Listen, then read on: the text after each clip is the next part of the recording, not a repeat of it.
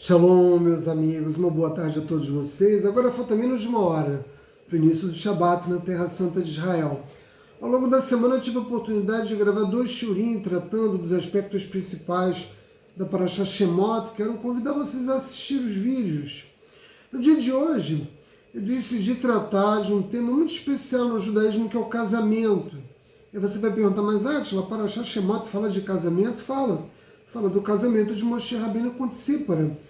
O casamento de Moshe Rabbeinu com Tzipora serve como paradigma para nós entendermos a forma como Deus opera no mundo através da intervenção divina. Em todas as culturas se construiu o senso comum de que todo casamento é obra do Criador do mundo. E a sabedoria judaica nos ensina que depois do Todo-Poderoso ter criado a vida no universo, ele passou a se dedicar justamente a unir os casais. De fato, o judaísmo testifica a verdade de que todo casamento é obra do Criador do mundo. Então voltemos um pouco a Parashá para nós entendermos como Moshe chega até Tzipora. Ele é designado pelo faraó como responsável pelos judeus, pela questão judaica, por assim dizer. E quando ele vai até os locais onde os judeus realizam o seu trabalho, ele testemunha o capataz, um soldado egípcio, agindo com enorme violência e brutalidade contra um judeu. O que a maioria das pessoas não sabe é que esse soldado egípcio desejava ardentemente a esposa desse judeu e ele já havia estado com ela na noite anterior. Portanto, a intenção desse soldado era tirar a vida desse judeu para ficar com a mulher dele.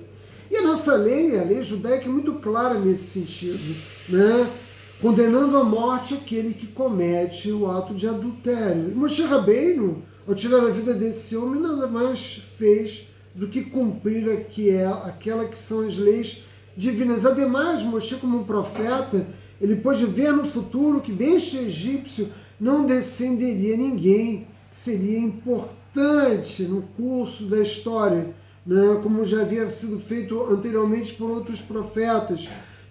Por exemplo, no caso de Moabe, quando o nosso povo lutou contra Midian, lutou contra Moabe, porque nós sabíamos que de Moabe sairia Ruth, por exemplo. Mas vejam, depois de ele tirar a vida desse soldado egípcio, ele acabou sendo denunciado por Datan e Avirã, e o faraó, tendo conhecimento de que Moshe Rabbeinu havia tirado a vida de um soldado egípcio, quis matá-lo. Moshe Rabbeinu sobreviveu milagrosamente, o mesmo milagre que havia acontecido com o nosso patriarca Yaakov Avinu. O pescoço dele foi marmorizado, e dessa forma não houve espada ou lança que pudesse tirar a sua vida. Moshe Rabbeinu fugiu do Egito em direção a Midian, onde vivia Itró. Moshe Rabbeinu sabia que Itró, como sacerdote, tinha suas propriedades protegidas. Moshe Rabbeinu sabia disso porque essa era a lei do Egito. Se nós voltarmos durante o período da governança de Iosef, nós vamos lembrar que Iosef trocou as terras dos próprios egípcios por comida, tornando o faraó praticamente dono de todas as propriedades no Egito. Porém, as terras dos sacerdotes não podiam ser vendidas, nem dos sacerdotes egípcios, nem de qualquer sacerdote que atuasse no Egito, inclusive nós, judeus, embora os judeus não possuíssem terras no Egito. O fato é que Itró, como sacerdote de Midian, tinha suas terras protegidas pela lei egípcia. E Moshe Rabbeinu sabia que estaria seguro nas terras de Itró. Ademais, Moshe Rabbeinu desejava casar. Itró tinha 7 filhas, e ele sabia que poderia contrair casamento com uma dessas filhas. O Rabino Dan Ashkenazi, 600 anos atrás, nos revela que as razões pelas quais Moshe Rabbeinu foi para Midian foi justamente em razão das terras de Itró serem terras intocadas e também pelo fato dele possuir 7 filhos. Moshe Rabbeinu sabia muito bem o que ele estava fazendo. E o Rabino Grif Salam, na sua obra monumental Der Yosef, nos conta de que maneira a Ashgaha Prati é manifestada, de que maneira essa intervenção especial tão divina do Criador é manifestada de modo a unir o homem e a mulher em casamento. Como eu disse antes, a união de Moshe com Tzipora serve bem né, como exemplo para nós entendermos de que maneira o Criador dos mundos atua. Por quê? Porque Moshe Rabbeinu tinha uma dívida de gratidão enorme com Itró, uma dívida de vida. Itró havia salvo a vida de Moshe. Aí você vai perguntar, mas Átila, eu não me lembro de ter lido na Torá escrita nenhuma passagem no qual Itró, né, nós temos a Parashá Itró, que vai ser lida nesse livro agora de Shemot, mas mais adiante, mas eu não me lembro de nenhum episódio no qual Itró salva a vida de Moshe. Pois é que nós vamos encontrar esse episódio narrado na Torá oral, não na Torá escrita. Quando Moshe ainda era um bebê de colo, estava no colo do faraó, ele estendeu a mão e tirou a coroa do faraó. Os conselheiros do faraó tomaram esse evento, né, como um sinal de que Moshe no futuro tentaria destronar o faraó e recomendaram ao faraó que tirasse a vida da criança. Mas na época, o faraó tinha 3 conselheiros principais: Bilã, uma figura muito conhecida da Torá, Itró, que era sacerdote de Midian, e Ov, né? Ou, como nós traduzimos em português, para Jó. E o faraó já havia consultado esses 3 conselheiros a respeito do que fazer com o povo judeu. Bilã disse para nos matar. Itró fugiu para Midian, quando ele deixa, né, a corte do faraó.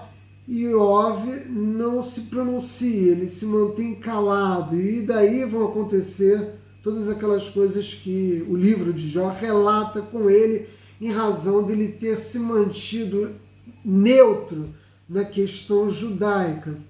Bom, aí você vai perguntar, sim, mas e quando Itró salvou o povo judeu, quando ele fugiu para Midian? Não, né? Itró intervém nesse episódio no qual Moshe Rabbeinu estende a sua mão para pegar a coroa do faraó e diz: espere um pouco, não tirei a vinda da criança. O que ele fez pode não ter nenhuma relação com a tentativa no futuro, pode não ser um sinal de que ele pretende tomar a coroa do faraó, mas é apenas algo que uma criança pequena faz. Então Itró projetou um teste, ele colocou uma caixa de moedas de ouro e colocou carvão em brasa e colocou Moshe no chão para ver o que Moshe pegaria. Evidentemente que se ele pegasse as moedas de ouro, se confirmaria, né, as suspeitas de que ele pretendia tomar a coroa do faraó. E de fato, quando Moshe é colocado no chão, ele vai em direção às moedas de ouro, mas a Kadosh Baruch Hu intervém, enviando um anjo que empurra a mão de Moshe em direção à brasa. As razões pelas quais, inclusive, a Torá nos conta que Moshe tinha dificuldade de falar, é porque nesse episódio ele acaba queimando os lábios dele com essa brasa incandescente. De modo que Itró salvou Moshe Rabbeinu da morte. Moshe, ainda um bebê, né, adquiriu para com Itró uma dívida de gratidão pela sua própria vida. Guardem essa informação, porque quando Moshe, muitos anos depois, né, sai do Egito em direção a Midian, o que ele encontra ao chegar em Midian? Ele encontra as 7 filhas de Itró.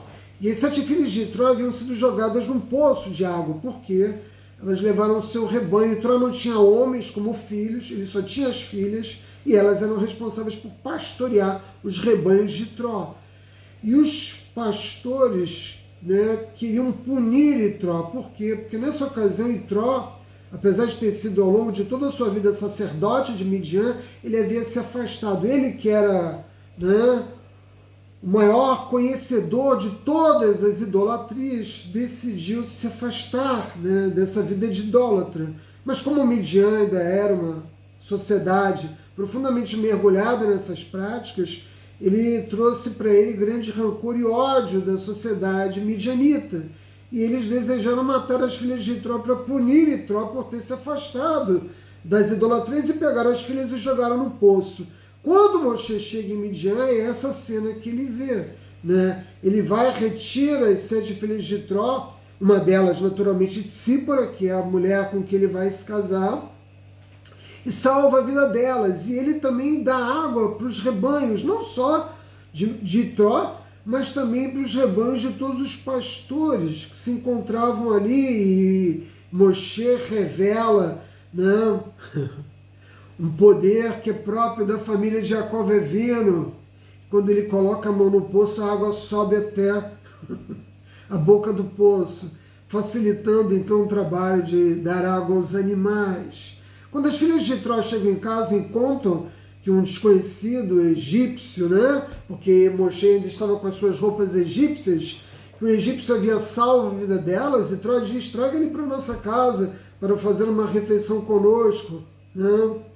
E as filhas de Tró então vão em busca de Moshe e o levam. Bom, mutatis mutandis, os eventos vão tendo lugar e ele acaba contraindo casamento com Tsípora. Vejam como Asgará para ti atuou aqui. E Tró salvou a vida de Moshe, Moshe salvou a vida de Tsípora. Batia salvou a vida de Moshe retirando ele da água do rio Nilo e Moshe retira de Tsípora e as outras 6 filhas de Tró da água, salvando elas também da água. Hashem conduz todas as uniões, todos os tipos de casamento, através de formas explícitas, manifestas e também de formas ocultas, e toda pessoa casada pode contar uma história de fatos, eventos que ocorreram que aparentemente não são compreensíveis, são tratados como coincidências, como acasos, que efetivamente reúnem as pessoas, às vezes se conheceram na infância, às vezes trabalhavam em determinado lugar, mas aí sofreram uma transferência da sede da empresa. Existem milhões de histórias. O fato é que tudo que diz respeito ao casamento é um milagre. Alguns aspectos ocultos, mas o aspecto principal é explícito. E é por isso que a Guemará nos diz que o casamento ele vem de Hashem. E muitos dos nossos sábios perguntam, mas por que a Guemará diz que o casamento é obra do Criador do mundo? Por que ela diz que vem de Hashem? Se nós dizemos que tudo vem de Hashem, por que dar destaque especial a esse fato se tudo é obra do Criador? Por que dizer na Guemará especificamente que o casamento, né, é uma obra de Akadosh Baruch Hu no mundo e que ele atua através da intervenção da providência divina, se todas as coisas que têm lugar na nossa existência são obra do Criador? E o Rav Salanter nos explica a razão pela qual a Guemará dá destaque a essa ideia, né, pontuando esse fato. E a razão é muito simples, meus amigos. Deus está presente em tudo. Você vai atravessar a rua e um carro não te atropela, você é salvo, Deus guardou a sua vida. Você poderia sofrer uma grave doença de saúde e você é poupado por isso. Ou você sofre uma doença, sofre um problema de saúde, porque dessa forma você tem a oportunidade de corrigir algum aspecto da sua vida. Todos os acontecimentos que têm lugar na nossa existência, sem exceção, são parte da atuação de Deus no mundo. Mas a maior parte deles, eu diria que mais de 90% deles, são ocultos. Nós nem compreendemos o que acontece, né? Veja, eu ando aqui pelo Jerusalém, eu poderia ser vítima de um atentado terrorista, mas Hashem tem me protegido de padecer diante de algo tão terrível. É um milagre? É claro que é um milagre. Preciso ter gratidão diante dos milagres do Criador, evidentemente. Mas o casamento é um milagre revelado, porque você conhece, né, a mulher ou o marido que você vai se unir. A mulher é para o homem é para a mulher, de modo que nós, na maior parte das vezes, não compreendemos a forma como Deus atua na nossa vida, mas no caso do casamento, isso não deixa restar qualquer dúvida. E por isso nós temos também uma dívida de gratidão com o Criador e devemos agradecer profundamente pelo fato de ter nos permitido unir aquela pessoa que é apropriada para nós. E se você acha que a sua esposa ou seu marido não são apropriados para você, é porque você ainda não compreendeu claramente o que fez com que a Hashem unisse você a essa mulher ou a esse homem, meus amigos. Todo casamento é obra do Criador, todo casamento é um milagre revelado. Shabbat Shalom.